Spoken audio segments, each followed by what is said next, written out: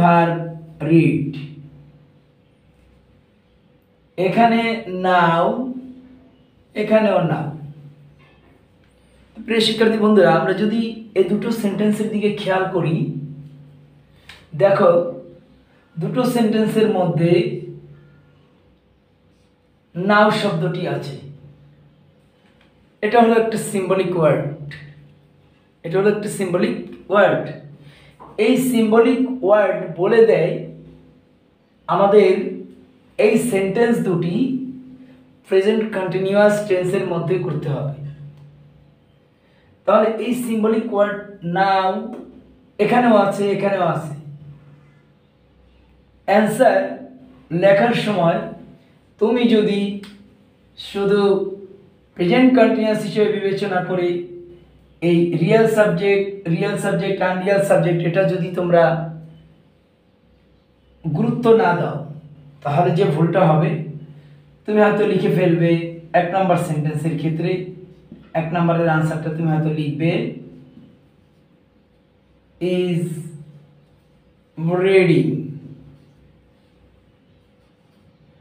কিন্তু তুমি ভেবেছো আনসারটা সঠিক, কিন্তু আনসারটা সঠিক নয়, আনসারটা ভুল। কেন ভুল? কারণ এখানে সাবজেক্টটি আনরিয়েল সাবজেক্ট। এ বুক কেন আনরিয়েল সাবজেক্ট নিশ্চয়ই তোমাদের জানতে ইচ্ছা করতেছে। এ বুক এই কারণেই আনরিয়েল সাবজেক্ট, একটি বই, এখানে বসে রিড পড়া, তাহলে বই কি কোনো কিছু পড়তে পারে? পারে না। বই তো কোনো কিছু পড়তে পারে না।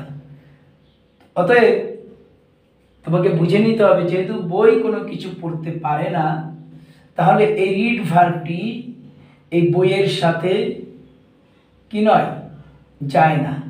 এই রিড ভার্বটি এই বুক এই ওয়ার্ডটির সাথে, মানে এই সাবজেক্টটির সাথে রিড ভার্বটি যায় না।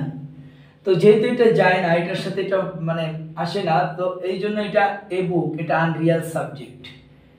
কারণ বই নিজে কিছু পড়ে না, কারো দ্বারা বইটি পড়া হয়, কারো দ্বারা বইটি পড়া হয়। বইটা নিজে কোনো কাজ, এখানে যে রিড ভার্বটি আছে, বইটা সেই কাজটি সে করতে সক্ষম নয়, আনএবল। যার কারণে এখানে এ বুক এটা আনরিয়েল সাবজেক্ট, এটা আনরিয়েল সাবজেক্ট। কিন্তু আমরা যদি রানাকে দেখি,